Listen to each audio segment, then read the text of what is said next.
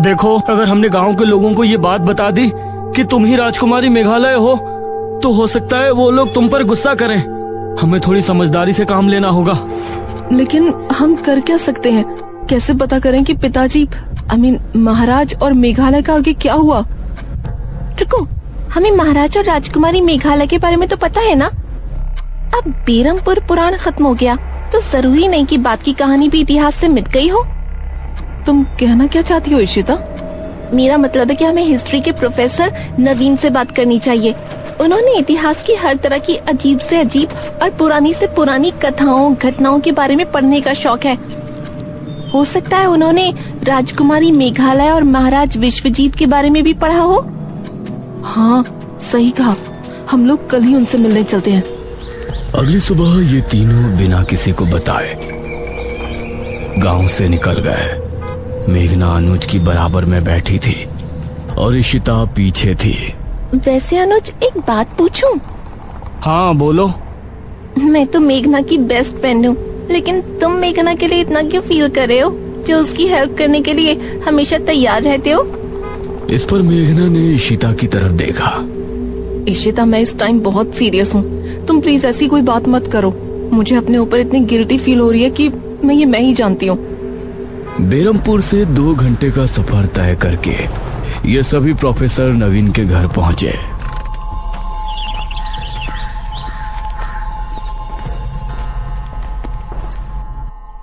Hello professor नवीन।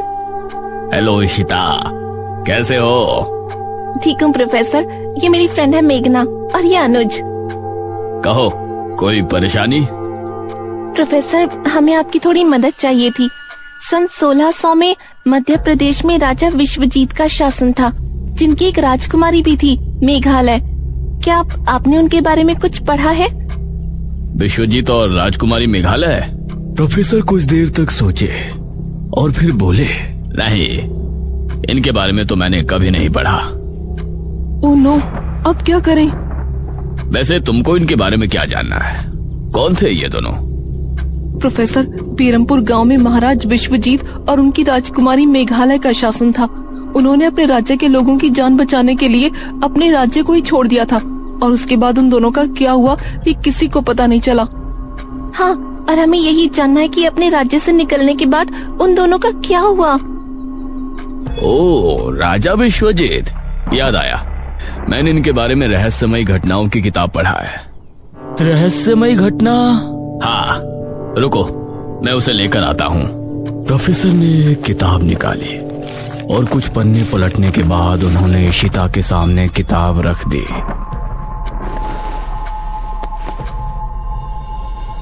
सन 1600 में जनकपुरी में एक अधेड़ उम्र का आदमी पहुंचा और वो एक सेठ के यहाँ काम करने लगा।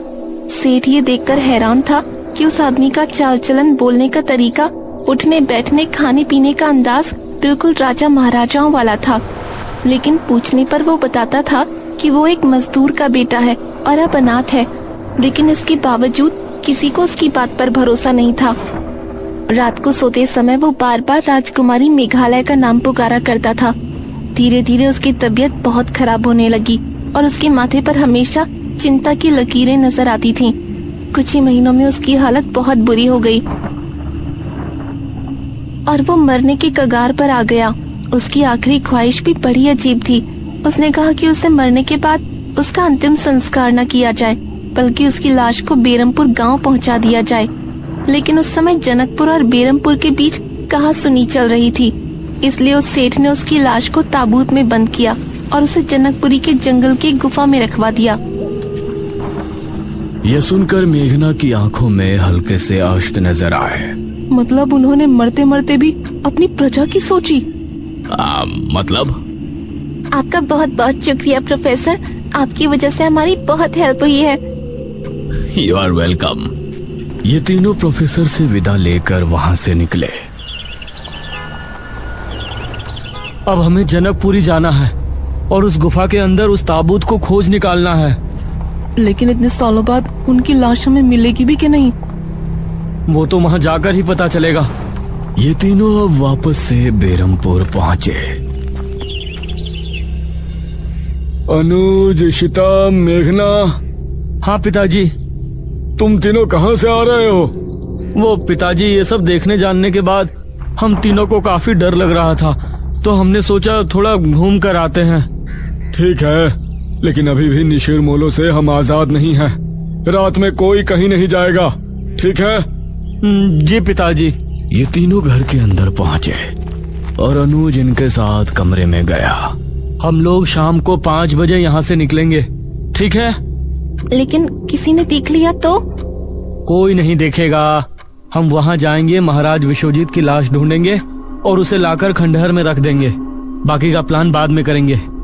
ये क्या बातें कर रहे हो तुम तीनों? मुखिया की आवाज सुनकर ये तीनों चौंक पड़े। उस समय मुखिया के साथ तांत्रिक महाराज और ठकुराइन ने भी इनकी बातें सुन ली थी। अब पिताजी, वो क्या अनुज बेटा, जो भी बात है ठीक से बताओ। महाराज विश्वजीत के बारे में तुम क्या बोल रहे थे? निशिर मोलो इसीलिए गांव में घूम रहे हैं क्योंकि उनको महाराज विश्वजीत की लाश चाहिए। उनकी लाश जनकपुरी के जंगल की गुफा में रखी है। लेकिन तुमको ये सब कैसे पता? और जैसा कि राजकुमारी मेघालय ने तय किया था कि निशिर मोलो जब ही जाएंगे जब राजकुमारी के कदम बेरमपुर की जमीन पर पड़ेंगे, तो ऐसा कैसे हुआ? इस पर मेघना ने एक कदम आगे बढ़ाया। क्योंकि राजकुमारी यहाँ आ चुकी है। कौन? मैं, मेघना। पिछले जन्म में राजकुमारी मेघालय मैं ही थी। यह सुनकर सभी की हैरानी का कोई ठिकाना नहीं रहा। मुखिया का मुंह खुला का खुला रह गया। ये तुम क्या कह रही हो?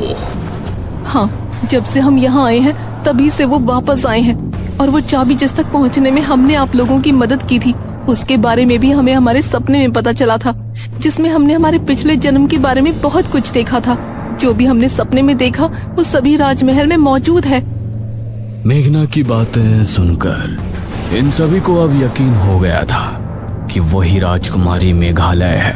तो मेघना बेटा, जनकपुरी में हम भी तुम्हारे साथ चलते हैं। उस ताबूत को ढूंढने में हम सभी को मेहनत करनी होगी। यह सुनकर अब इन तीनों की हिम्मत बंध गई थी। अब मुखिया ने भी अपनी गाड़ी निकाली और ये सभी जनकपुर के जंगल की तरफ चल दिए।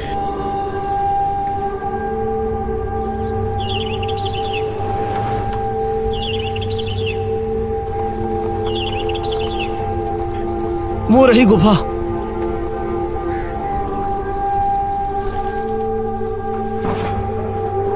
उन्होंने टॉर्च निकाली और फिर गुफा के अंदर रवाना हो गए।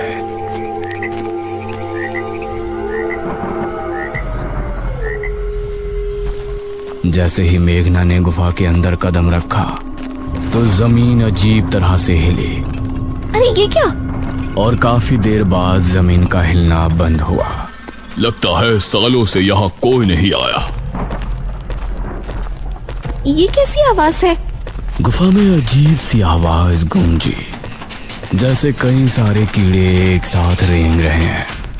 तभी इनको सामने से काले मकड़ों की फौज आती हुई नजर आई। अरे बचो! ये सभी इधर उधर भागे और छोटे छोटे टीलों पर चढ़ गए। वो सभी मकोड़े तेज शोर के साथ गुफा के बाहर निकल गए। हमें बहुत संभल के चलना होगा। ये फिर से एक साथ सामने की तरफ रवाना हुए। गुफा के अंदर कई जानवरों की लाशें और कंकाल नजर आ रहे थे, जो एक बहुत ही डरावना माहौल बनाने में कामयाब हो रहे थे।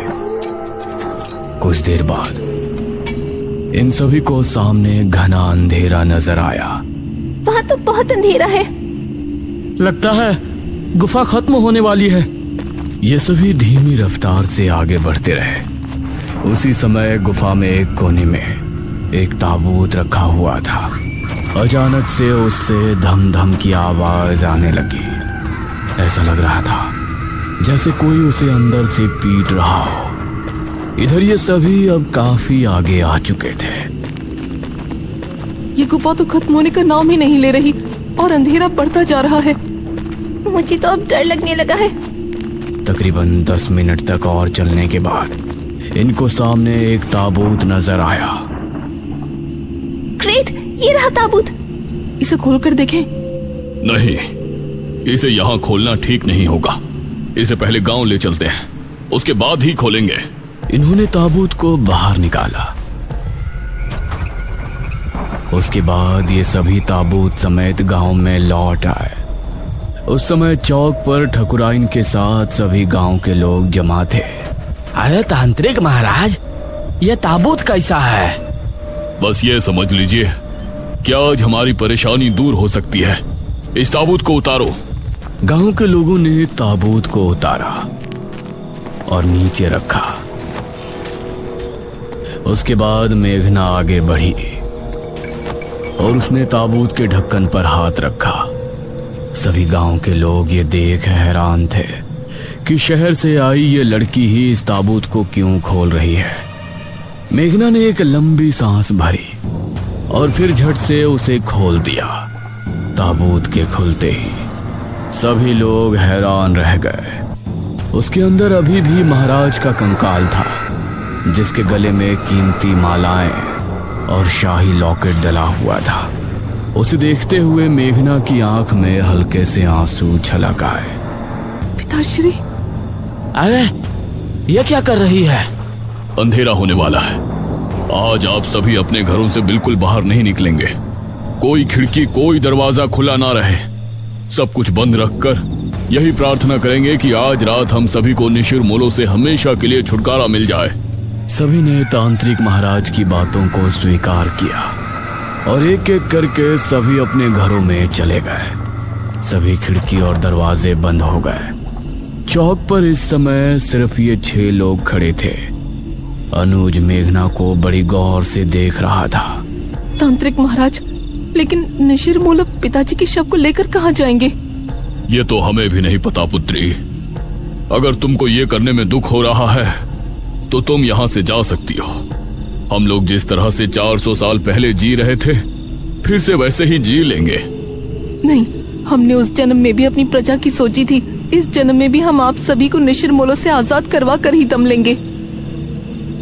उस समय सभी को मेघना में राजकुमारी मेघालय की झलक नजर आ रही थी। धीरे धीरे रात के 9 बज गए और गांव में निशिर मोलो की आवाज गूंजने लगी।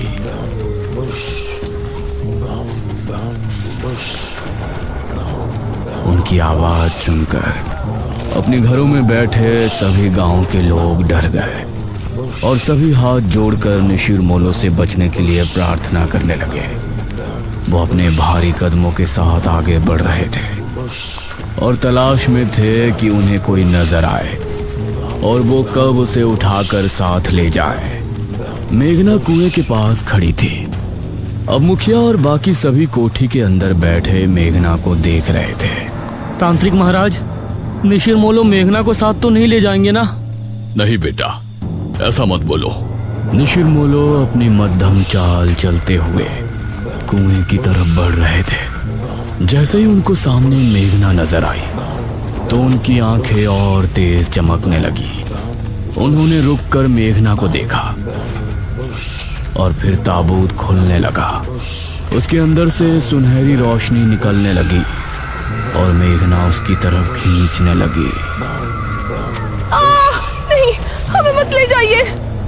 निशिर मोलो की आंखें गुस्से से और लाल हो गई थी और मेघना ताबूत की तरफ खींची जा रही थी। नहीं, मेघना! अनुज जल्दी से बाहर की तरफ भागा। इस तरफ मेघना ताबूत तक पहुंचने ही वाली थी, तभी हम राजकुमारी मेघालय हैं। राजकुमारी मेघालय!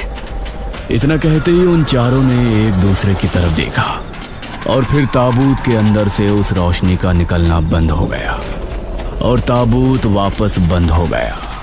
हम जानते हैं हमने आने में देर